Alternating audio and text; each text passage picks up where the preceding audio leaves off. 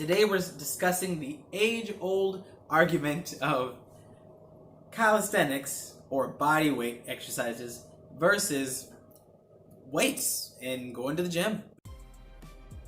Hey, welcome back to another episode of the Muscle Mage Show. I'm your host, the Muscle Mage, and in today's episode we're discussing the age-old argument, calisthenics versus weights. I'll give you the pros and cons of each, and I'll let you decide. Now for some cons, because there are cons, I know. So with bodyweight, like I said before, the progressions, they're a lot harder. So if you want to progress to a handstand push-up from a regular push-up, you really gotta build the strength up in those shoulders, in your upper back, all those tiny stabilizer muscles, and that can take a lot longer than it would if you were trying to, increase your weight with a shoulder push-up or shoulder press. You can go from 5 to 10 to 20 in, a matter of weeks, and it can take anywhere from, a month to a year, to increase the strength versus bodyweight. The focus. If you're someone who's not that focused or motivated, it might be harder for you to, work out at your home or at a park or somewhere by yourself, because you don't have that visual stimulation of other people around you getting fit. Unless, you're in a community that you have people who like to work out with their body weight with you. And a lot of people don't have that. So if you're one of those that don't have that, it's going to be a little bit harder if you're not someone who's easily motivated or easily focused. And that's just the truth of it. And sometimes it looks weird, really. If you are, working out on your own at a playground or at the beach or on a pair of bars somewhere, it might look a little weird. If you're someone that cares about people staring at you or people making comments, it might look a little weird. It's going to happen. They will do it. And now the cons of going to a gym. And yes, there are cons. Gyms are expensive. Gyms are very expensive. You can find ones that are a little cheaper, but of course you're going to make some sort of sacrifice. Times that they close earlier, they might not have the same amenities as another gym.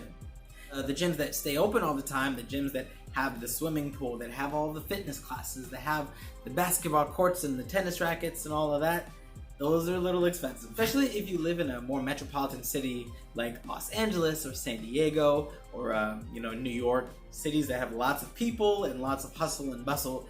They tend to have more expensive gyms, and that's just how that works. Bad hygiene in gyms is a huge deal.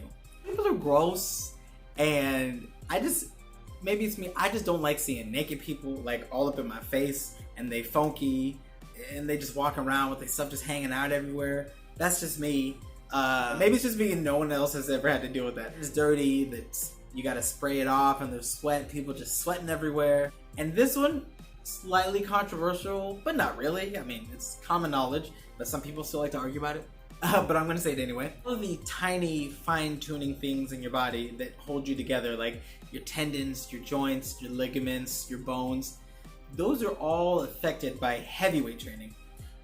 Heavyweight training has the potential to, harden the bone density and help you during age, but a lot of the time, depending on the type of lifting you're doing, they can also do the opposite effect.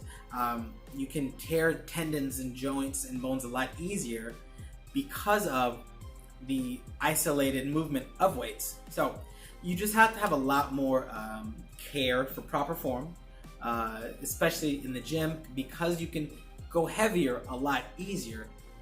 People tend to hurt themselves a lot more often in the gym lifting heavy weight or pulling a muscle that wasn't properly warmed up, things like that, as opposed to body weight where you're using multiple muscles at once, and you've got little stabilized muscles, you've got the big muscles working, you've got little muscles working, and everything is working together.